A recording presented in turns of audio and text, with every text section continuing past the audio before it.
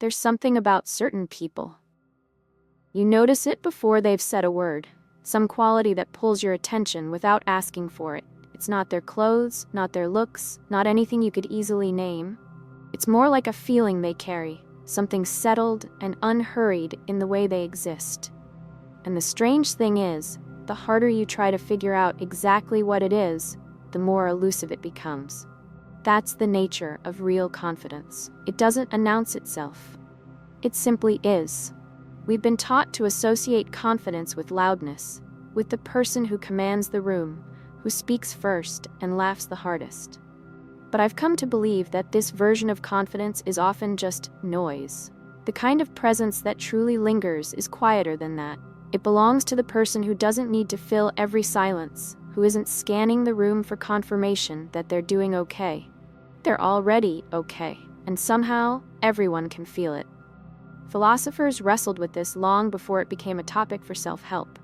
Socrates, who spent his life probing the limits of human knowledge, believed that the examined life, the one where you turn the lens inward, was the only life worth living.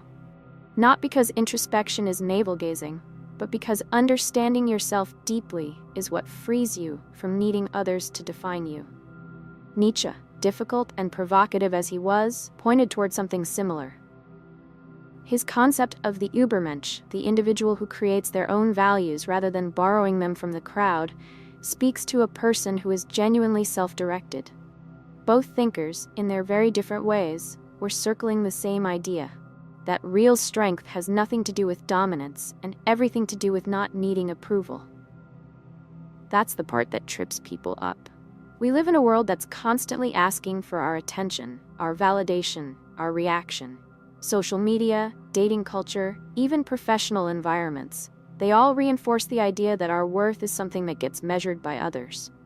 So when someone walks through all of that noise and just doesn't participate in it, doesn't chase, doesn't perform, it's disorienting and deeply attractive.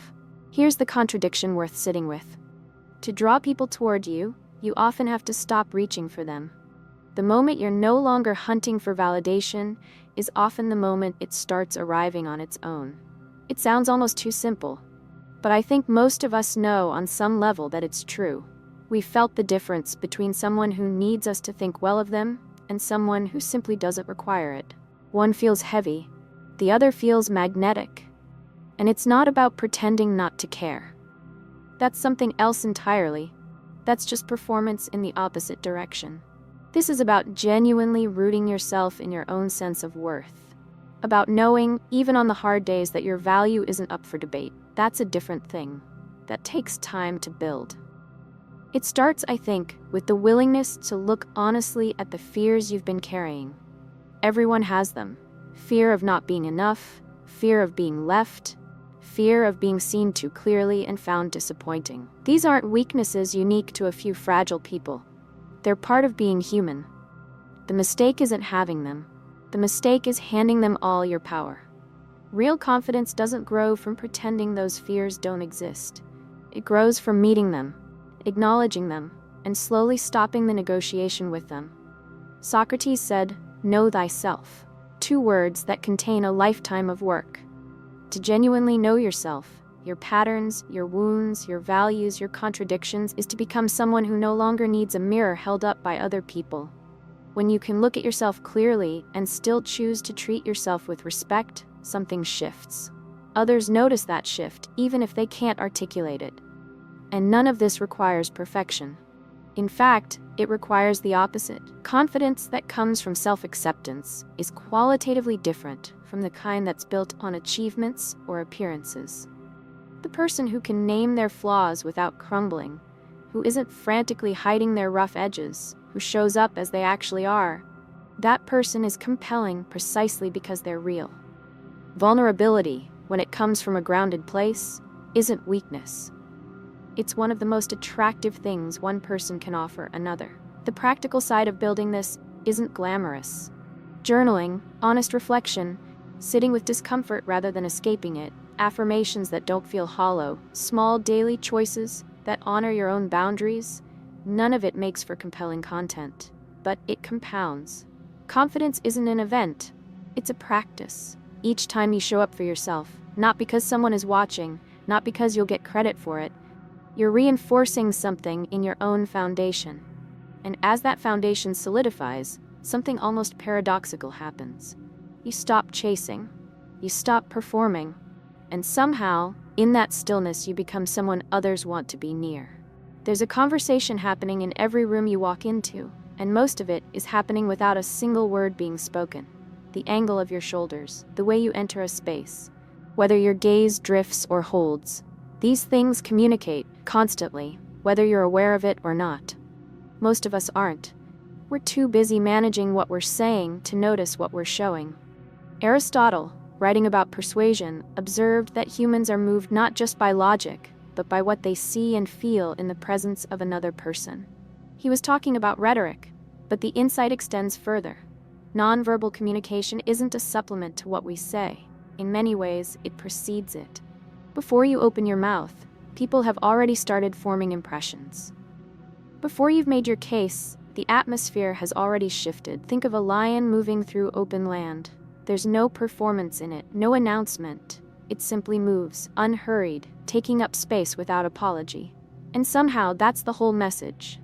Human beings carry a version of this, not the dominance, but the ease, the ability to exist in a space fully without shrinking or overclaiming.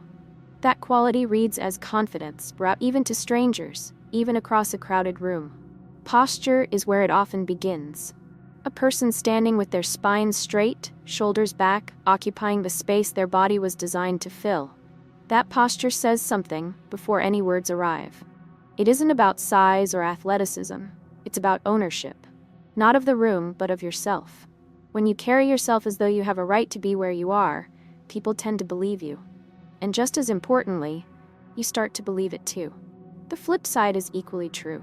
When we hunch, when we fold inward, when we physically make ourselves smaller in social situations, we aren't just sending a signal to others, we're sending one to ourselves. The body and the mind are not separate systems. How you hold yourself physically has a real effect on how you feel emotionally.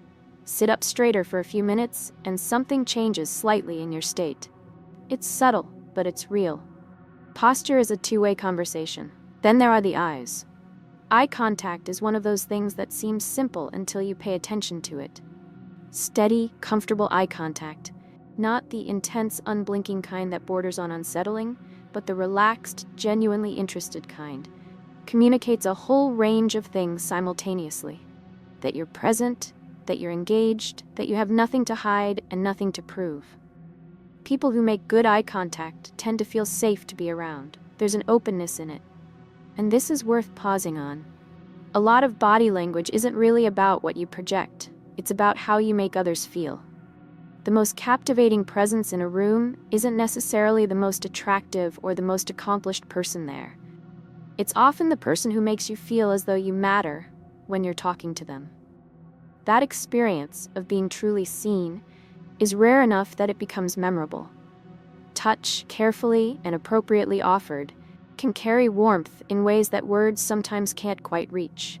A brief hand on the arm, a genuine greeting, the kind of physical acknowledgement that says, "I'm glad you're here." These things build trust, but they require calibration. Touch that overreaches, that doesn't respect where someone's boundaries are, does the opposite. It breaks something. So this particular instrument is one to handle with awareness, not formula. There's also the question of what you do when you're not in motion. Fidgeting, the restless foot, the hair twisting, the phone you keep picking up and putting down, tends to leak anxiety. It tells the room that you're not entirely settled within yourself. It doesn't make you a bad person. It makes you human. But if you want to project composure, one of the most effective things you can do is simply slow down your movements. Not into stiffness, but into intention. Move when there's a reason to move. Be still when stillness serves better. That kind of controlled ease reads as calm confidence. The deepest thing about body language, though, is this. It doesn't work as a technique. You can study posture and eye contact and what to do with your hands, but if there's nothing genuine underneath it, people will sense the gap. What body language actually does at its best is express what's already there. When your inner state is genuinely calm and self-assured, Your body tends to reflect that naturally. And when you work consciously on the physical expression, it can help nudge the inner state in the right direction. The two influence each other. It's less a performance and more an alignment between who you actually are and how fully you allow yourself to be seen.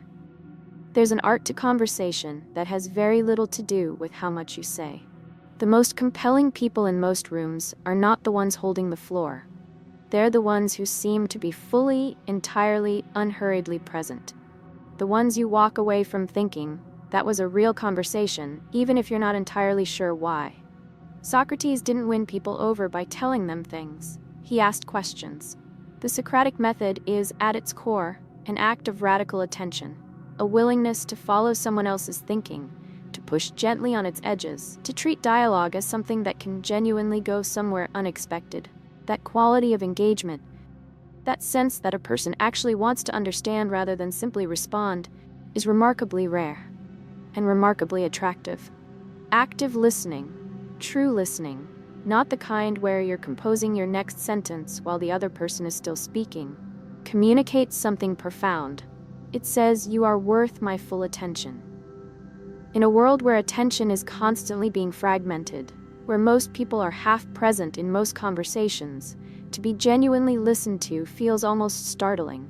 It creates connection faster than almost anything else. Not because of any technique, but because it's an act of genuine respect. There's a counterintuitive principle here. The more you focus on making the other person feel heard, the more interesting you become to them. Not because you've dazzled them, but because you've given them the experience of being understood. People remember how a conversation made them feel far longer than they remember what was said. If they walk away feeling seen, they walk away wanting more of that, and they'll associate it with you. Confident communication also has a particular rhythm to it. There's an ease with pausing before responding, with not needing to fill every silence immediately. When someone speaks slowly and deliberately, not performing slowness, but genuinely unhurried, it carries weight. There's an implicit message in it. I'm not anxious. I'm thinking. I'm choosing my words because they matter. That composure, that refusal to be rushed, is quietly captivating. Silence is especially worth talking about because most of us are conditioned to fear it. An unexpected pause in conversation can feel, to the anxious mind, like something has gone wrong.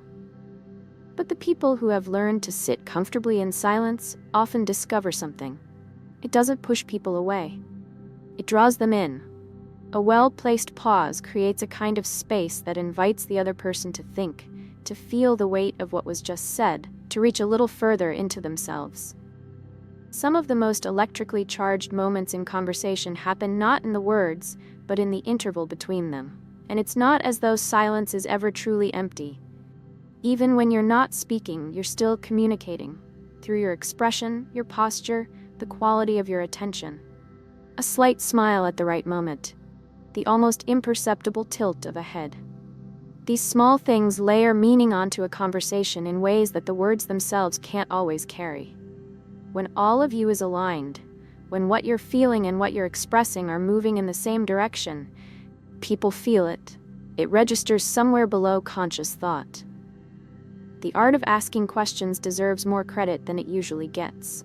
Not surface questions, the ones that get surface answers, but the kind of open, genuinely curious questions that invite someone to go somewhere they hadn't expected to go.